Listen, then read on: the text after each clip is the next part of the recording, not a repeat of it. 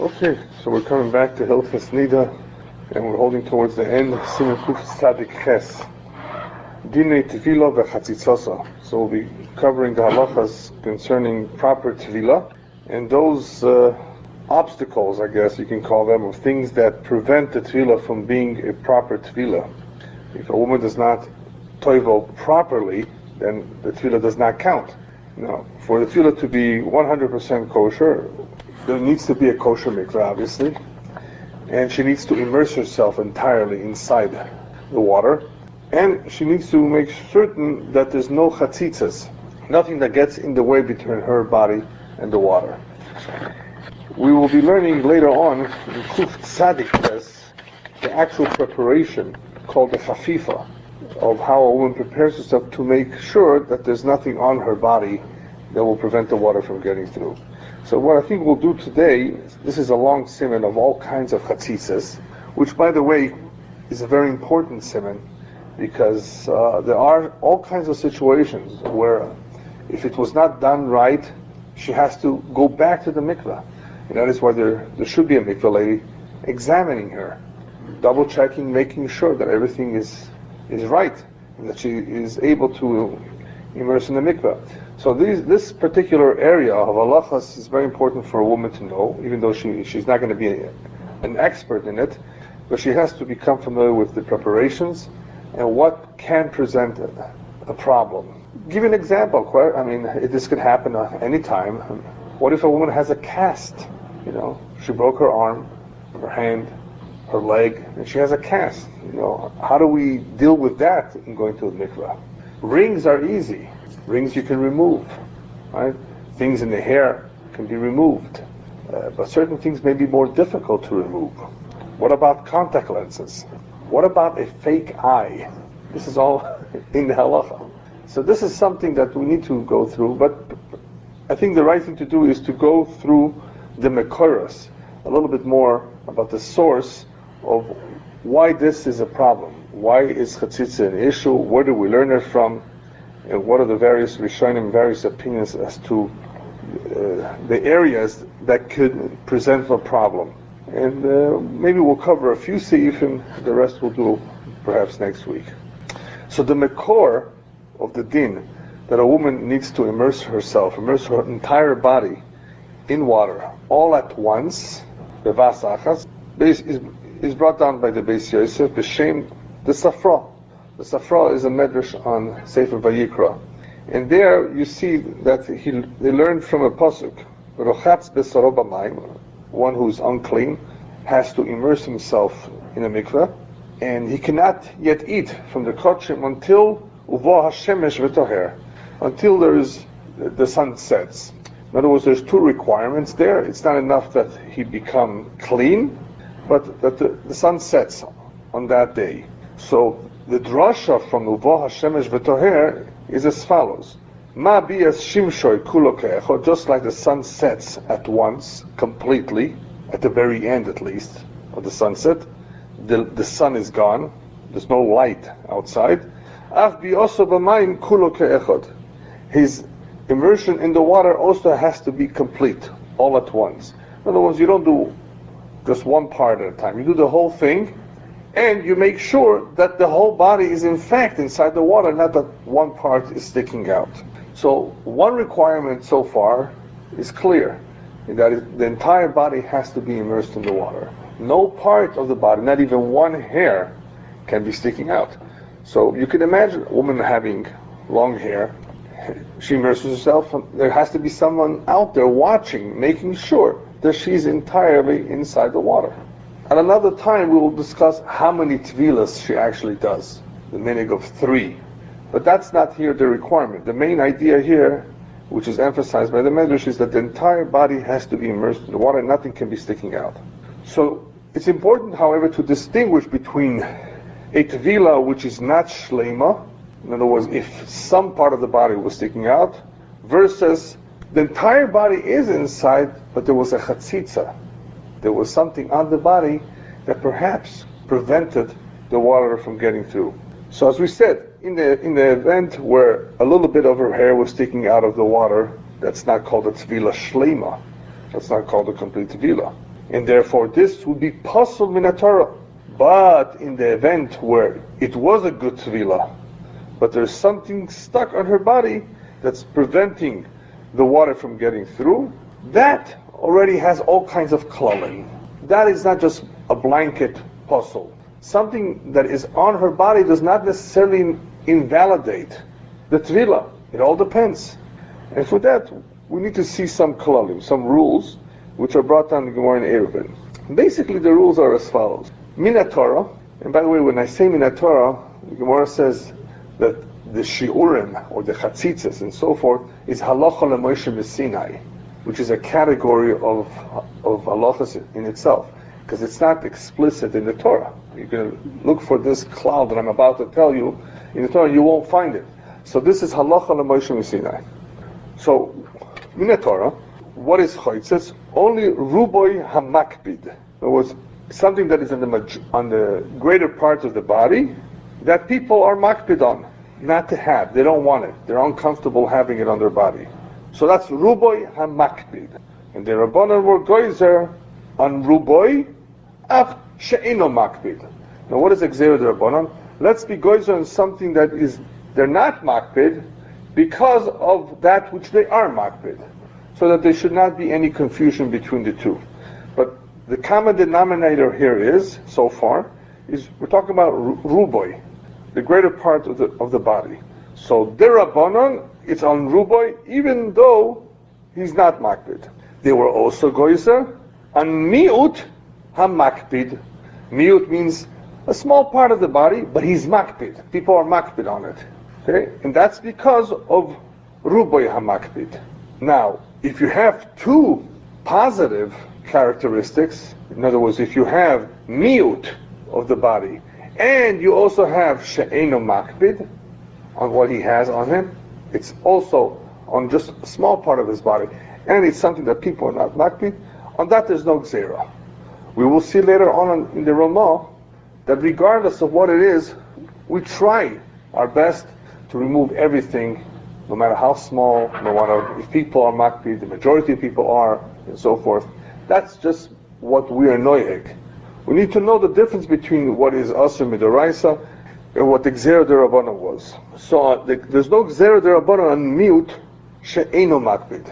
That's important for us to know, because there are situations of b'di'evet. She was not supposed to perhaps go into the mikveh wearing her watch, but what now? She's back home. Does she have to run back to the mikveh? What if the mikveh is closed?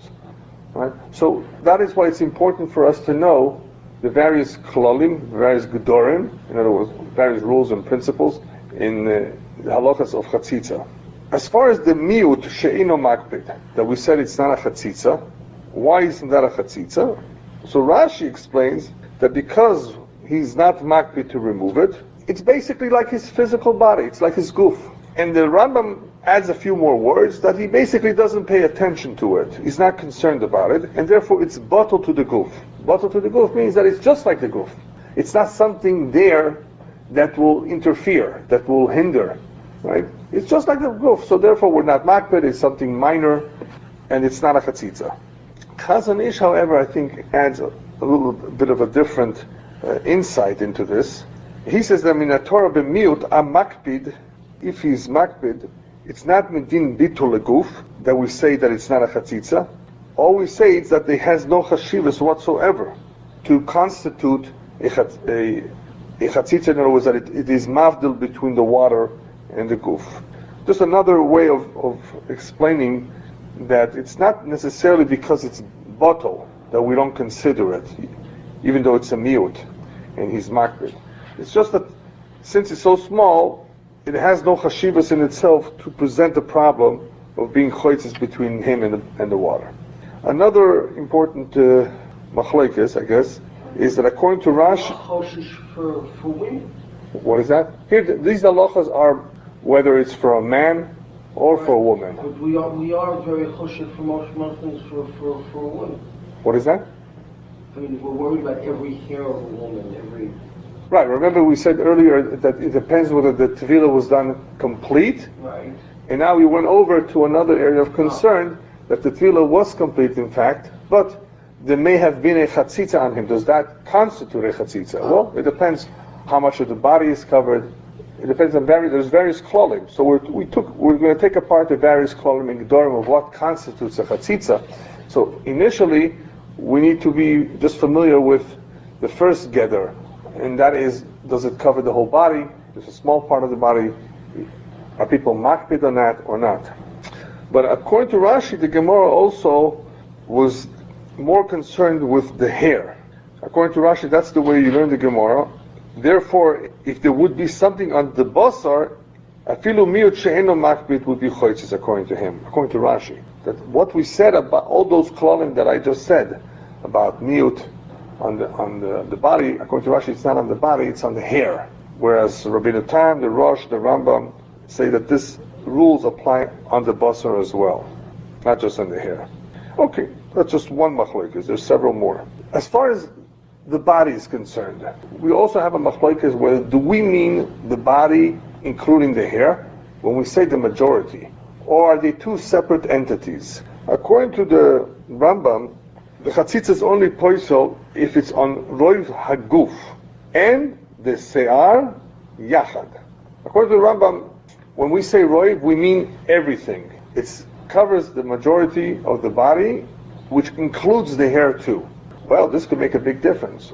If something is on the most of the hair, but it's not on the body, then what would the Rambam say? It's not on the roiv of the body, even though it's on the roiv of the hair. So that's the Rambam's opinion, that roiv of the body means roiv of the body and the hair as one unit.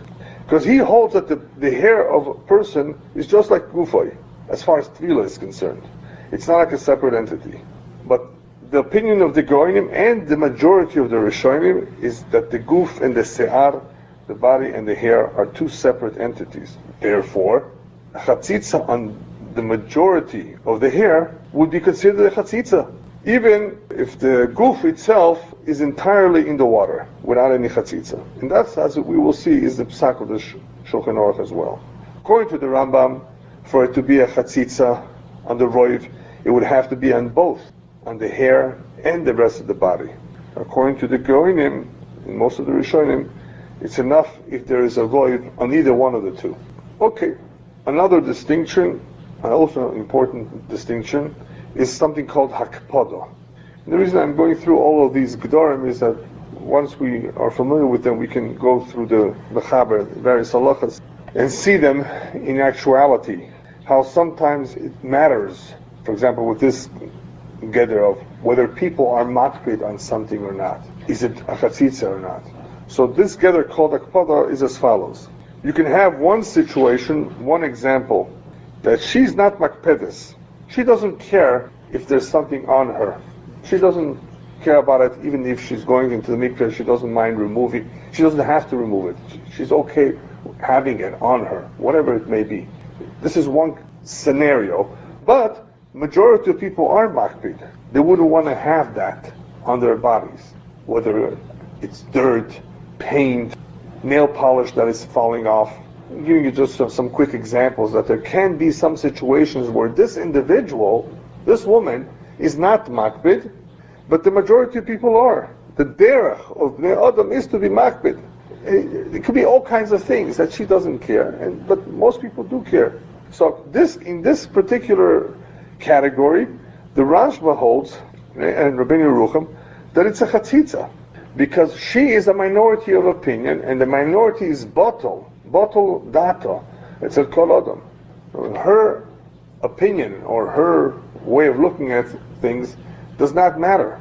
It's cancelled in the face of the majority of opinion. It appears to be, it's not so clear 100%, but it appears that the Rambam would be lenient here. Since she doesn't care, then it wouldn't be a chatzitza. The Shulchan Aruch paskins like the Rashba. So if something is people are makpid on, majority of people are makpid, even though she is not makpid, it makes no difference. Her dat is bottle begabe the dat of the majority. Second scenario is if she's makpedes to remove that particular object that is a potential chatzitza sometimes, but she's not makpid to remove it when she goes to the tevilah. And people are sometimes makpid on it, not all the time. So this is not a very, very perhaps common situation, but it could be that people are sometimes makbid, but not makbid all the time. So according to the Rosh and the Ravid and the Ran, it's a chatzitza. Why? Because she is makbid some of the time. Even though she's not being makbid now as she's going to the tefillah, she's makbid some of the time. And that's why the Ravid, and I think some other Rishonim, I don't recall now who, when it comes to the example of a ring that is very tight on the finger, even though she may not be makbid to go down to the tefillah with this ring on her, she doesn't mind. It gets wet or whatever, but she may want to remove it when she's baking challah, making the dough. She may, want to remove it then. So that's called a chatzitza. So that is the one example where we could see, here she's not makbid, but she may be makbid at other times. So, based on what we just said, the Rabbi said that would be an example where we would say it's choitzes. The Taz writes that if some people are makbid, and she is never makbid, then it would not be a chatzitza, because it's only some people are makbid. Okay. These are additional examples that maybe are not explicit in the Shulchan Aruch. This one, the Taz brings down. Some people are makbid, she's never makbid, never. Well, in that case, it wouldn't be a chatzitza. Alright, next scenario would be that she is makbid where everybody else is not makbid. What do we say to that? This is also a situation which is not so clear from the Mechaber. If the Isha is makpedes on something that people are not makbid. According to the Rambam in the Tur, it's choitzes. Now the Rambam we can understand, because the Rambam basically leaves it up to her pretty much, how she deals with it. Is she makbid or not makbid? The Rashba says it's not choitzes. Rashba is pretty much following what he said before, that ultimately there's something called bitul das. If she's the minority opinion, then her das is batal, the das of everybody else. So if everybody else is not makbid, just because she's makbid, doesn't make this any more chomer, any more serious. Even though here, what we're saying is we're being makel. In other words, we would think that, okay, if she's makbid, then let us be makbid because of her, which is basically what the Tur is saying. So right? she can't take an extra chomer? According to No, so there's differences of opinion here. The Rashba says no, because her opinion doesn't really matter in the rules of chatzitzas, that we have to establish whether something constitutes a chatzitza or not. We don't consider that she is makbid. Therefore, this will be a chatzitza. What does it mean consider? Consider as to whether the tefillah was kosher? Consider if this invalidates the tefillah. Right.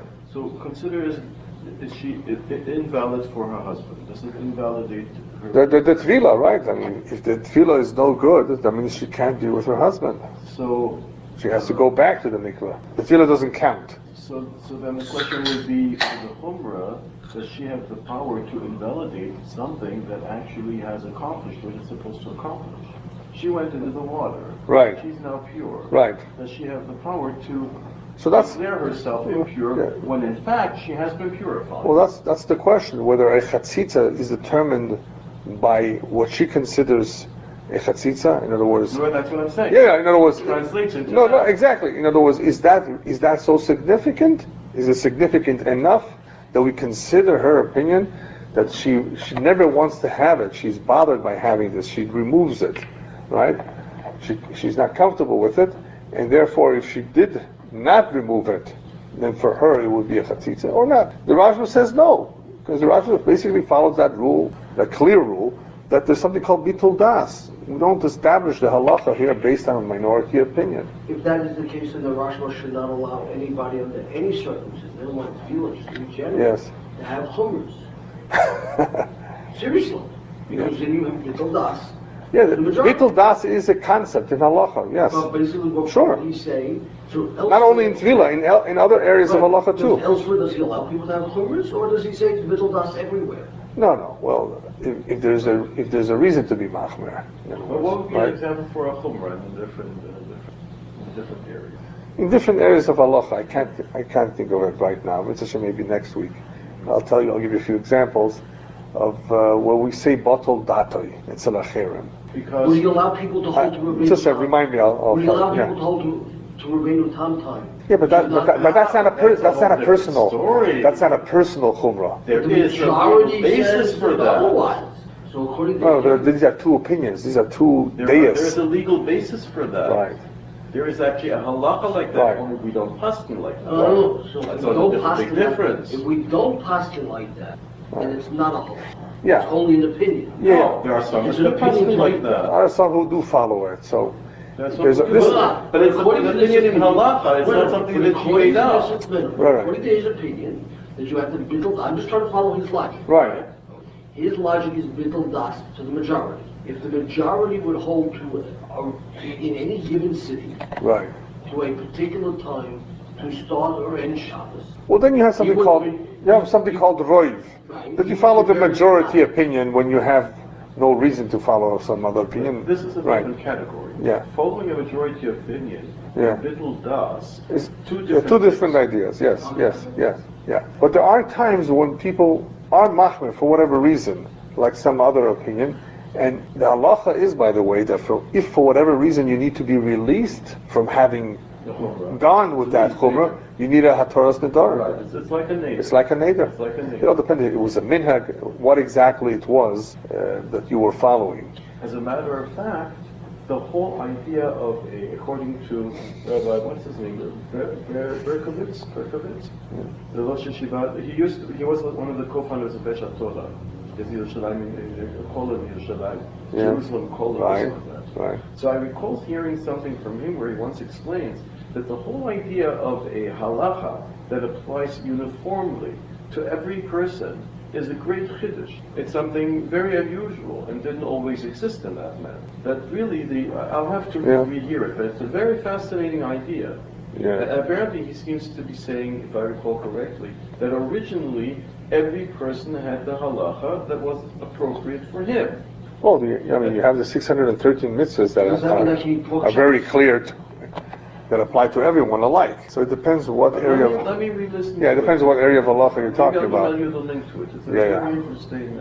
Sure. So anyway, so this is an interesting situation where she's mak, will that matter? Will that make a difference? And Rambam says yes. And the Torah, so does the Torah. But the Rashba says no. We just go by the principle that her das, the minority opinion or minority feeling, is really cancelled or bottled to the majority opinion. B'Yosef has a suffix regarding this. The Shach and the Bach and the Mordechai paskin like the Rambam and the Torah, that it's choitzes. And as we will see in the Ramah later on, it says that a woman should anyway be careful not to be toiva on anything that may constitute a chatzitza, even if it's not a chatzitza. Zero, otu dvorim achoitzisim. In other words, we want to be sure that she doesn't ever immerse with something that may really be a chatzitza. So therefore, she shouldn't go to the tefillah with something that, even though it's not a chatzitza, it's still a problem or a question. In this way, she avoids all the problems. Okay, another geder is called ripui, and that is something that is loose. Does it? Are you following the statement in the Siman? Where are you following? No, I'm just giving you all the gedorim that we will encounter in the Siman, more or less. Okay. Right. So we talked a little bit about hakpodos. We talked about roiv. Talked about the hair and the body. Right. And we need to briefly just discuss the area of ripui or ripui. If something is loose, does that make a difference? So in other words, she has something on her body, but it's loose. Now, when something is loose, the water can get through. Should that be a problem or not? The water can get through. So this also depends on how you learn the Gemara Masechtas Shabbos. So I'm just going to give you the conclusion there on how we hold and how we understand that Gemara. The question there about women who wear certain chains in their hair to hold their braids or to decorate their hair, and they may occasionally take them off. The question over there is the problem with carrying, or is it the problem of tevilah? That's one of the questions there in the Gemara. What's the concern over there? Rashi holds over there that the whole diyun, the whole discussion there in the Gemara is really more to do with hoitzah and Shabbos bilvad. That they may come to take off those sharsharaot, those chains that are in their braids, because they're dirty. So they may take them off. They may come to take them off. So there's a problem whether you can go out with it. But the Gabi Tefillah, according to Rashi, there doesn't seem to be a problem. There wouldn't be a chatzitza if in fact the water can get through those chains. We're not talking something that is going to seal or something that's going to completely cover. It pretty much has holes. It's like a chain. So based on that way of understanding the Gemara, Rashi, there would be no problem with having something in the hair that lets the water through. Only on the hair? No, not necessarily only on the hair. No, because she can wear very loose. Right. This is the example in the Gemara, but in Achanami, you're right. This would apply to other areas or to other parts of the body. Yeah. Other items on the body, as we will see. So according to Rashi, Tvila would not be a problem. This would not be a chatzitza if she had something in the hair that, if the water can get through. According to Rabbois of Rashi, the Rebbeim of Rashi, they understood the Gemara to be discussing chatzitza. That since she's makpida, she is strict about it. In other words, that it's not clean, it may get dirty, and she may want to remove it. So even though it's not completely tight, nonetheless, it's considered a chatzitza. And the difficulty with this pirush is that, wait a minute, if the water can get through, then why should there be a chatzitza? So the Beis Yosef adds that we're talking about the types of chains that are gold-plated, or they're dirty.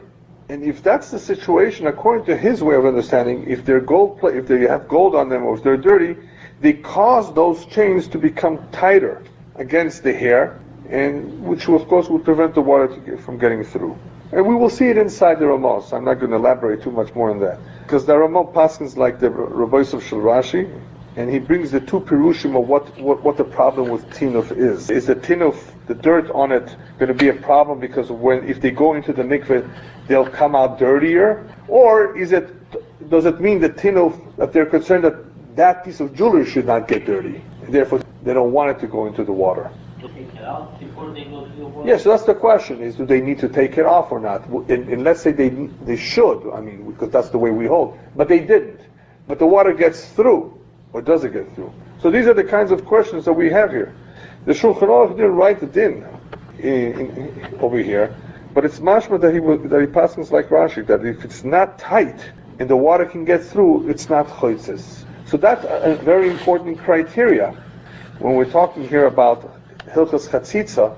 What are we talking about? Are we talking about just one part of the body? Are we talking about something that people are not really makbid on? Or are we talking about something that is loose and water can get through? That's pretty much what the halachas are all about. I'm just going to quote to you here a few ideas or a few descriptions of what ripui is. We're talking about something that is loose. What is loose? What do you consider loose? And this is based on the various poskim that discuss this halacha. So one geder, I guess, or one definition of ripui is concerning rings or bracelets and the like, as long as mistovet bekalut, as long as you can turn it easily, or in other words, whether it's on her arm or on her finger with a little bit of movement, that would constitute something that is loose. Because we're talking about loose. Okay, so what is loose, right? So we need to define it. So this is one definition that is brought down in the poskim. Another definition, that anything that she does, that she moves with her hand, in other words, by moving around her hand forcefully, the finger, the tabat, the ring will fall easily off her hand. That's called ripui. So moving her hand in a forceful way, if that will cause the ring to fall, that's another definition of ripui that's brought down by the poskim. Third definition is if according to our observation, it appears to be somewhat loose and the waters can get easily through underneath it, that's called ripui. That's a chokhmah sadam. You can usually tell if something is loose. So he says that this would be sufficient to consider it ripui. Number 4, and this we'll see inside, that anything that is like a string that you put around your neck, and since you're putting it around your neck, what are those called? What you wear around your neck? A necklace, yes. So anything that is put around the neck, that usually a woman does not tie it around her neck very, very tightly because she doesn't want to choke herself, that's called ripui.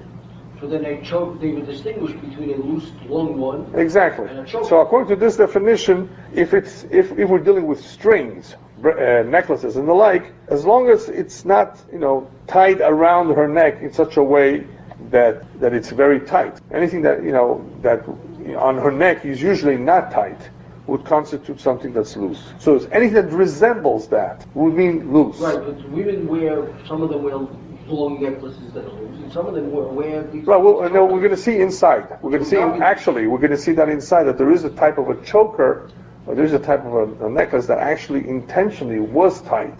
And we'll see that inside. But this fourth definition just basically says that if it's like that, if it's like those strings or necklaces that are put around the neck, and those that are usually not tight because she doesn't want to choke her, that would be for sure something considered loose. So anyway, the halacha is a woman should not go into the mikveh with anything, even if it's loose, and she's not makbid on it. Okay, now let's just see the mechaber inside a little bit. Just a few seifim. Seif Aleph. So tzricha shetitbol kol gufo bepam echos. The requirement of tefillah, for the tefillah to be a good tefillah, is for her to immerse her entire body inside at once. Therefore there can't be anything on her body that is choitzes, that would be in the way of the water. Even anything, something. Now he starts clarifying that if that's something, people are makbid or not makbid, that could make a difference. If people are sometimes makbid olav, choitzes afilu im eino makpedas olav ato, even though she may not be makbid on it right now. So he basically gives one particular scenario of hakpada, and that is derech bnei adam. People are makbid on it, even though she may not be right now. It's a chatzitza. That's enough for it to be called a chatzitza.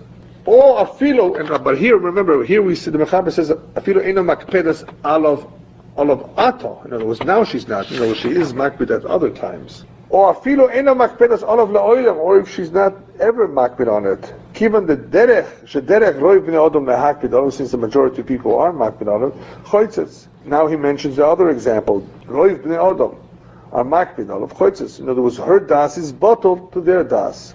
B'mo yochoife roiv haguf, and if it was covering the majority of the body, afilo ein derech bnei adam lehakbid b'chach, choitzes. It's covering the majority of the guf. And what did we say before? The guf is a separate entity than the hair. So even if it's just roiv haguf, even though the mechaber is not saying that, because he's not saying what guf is, but that's the pshat here, that if it's choife roiv haguf, even if bnei adam are not makbid, it's still choitzes. Comes along here the Ramah and says, "Ulechatchila lo titbol afilu b'dvarim she'en choitzesim zera otu dvarim ha'choitzesim." Takes this from Agol Shari Duro. Lechatchila, that's important. Lechatchila. But the Eved, there could be other halachas. Do we make her? Do we require her to go back or not? It all depends what it was. But lechatchila, a woman should not be toivel even with dvarim she'en choitzesim at all. Zero otu dvarim ha'choitzesim, because she may inadvertently at a later time go in with something which is choitzes. All right, so let's see some examples of dvarim shechoitzesim. Sif Beis. Elo dvarim shechoitzesim. These are the following are some examples of things that could be choitzes. Chutei tzemer v'chutei pishton, all kinds of strings made out of wool, made out of flax, linen, uretzuot shekorchim b'hem ha'se'ar barosh, and all kinds of retzuot, which I guess you can translate ribbons or strings that with which they tie around the hair of the head. Lo titbol b'hem, she should not immerse herself with them ad sheterapem, until she loosens them. Oh, that's a very interesting diuk here, an interesting point here, that the mechaber has the words until she loosens them. That means it's okay for her to go into the mikveh with it. You see, he's emphasizing here the concept of ripui. But if these strings are in the braid of the hair, then you cannot really loosen them. The loosening, the hair does not do any good. She would have to remove it. Here you cannot really loosen them. And if they are tied around other parts of the body, she should not immerse in the mikveh with them until she loosens them. Unless we're talking about some string or piece of jewelry or whatever that is around her neck. These would not be a chatzitza. You know why? Because if it's around her neck, she's not going to make it so tight that the water will not be able to get through. But there is one particular piece of jewelry that can be very tight in the neck. It's called katala. אבל קטלה שהיא רצועה חלקה. It is some sort of string that is flat and smooth. In other words, it's not braided or anything like that, but it's wide, it's broad. And it's designed in such a way that shekoreches saviv tzavarach, she does put it around her neck in a very tight way. Because of the way it's designed to be tight around the neck. Now, why would she do that? Well, first of all, the Mechaber says choitzetzes. This is choitzes because shechonekes atzma. She is choking herself. B'choizek, in other words, she is making it very tight around her neck. B'choizek.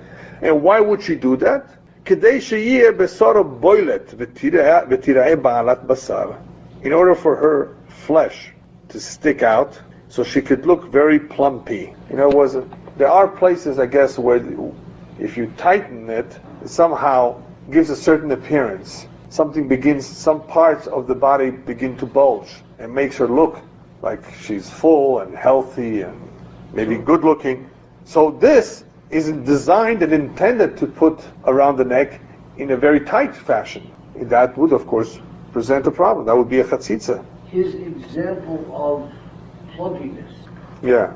Is he saying that that's just an example, and that any fashion statement that would consist of something that tight? Yeah. In other words, he says that sometimes some pieces of jewelry or strings or whatever the women put can be very tight. And he says even though the neck is not one of those areas where something is put where it will be tight because it's uncomfortable, there is one piece of jewelry or whatever that is designed to be tight or to make it tight because of the way she wants her neck to look. Now, why won't she choke from this? He says that's not a problem. She's not going to choke from it. But because this retzu, this string or this piece of jewelry is flat and it's wide, that's why it doesn't hurt her. If you know what I mean, it's wide.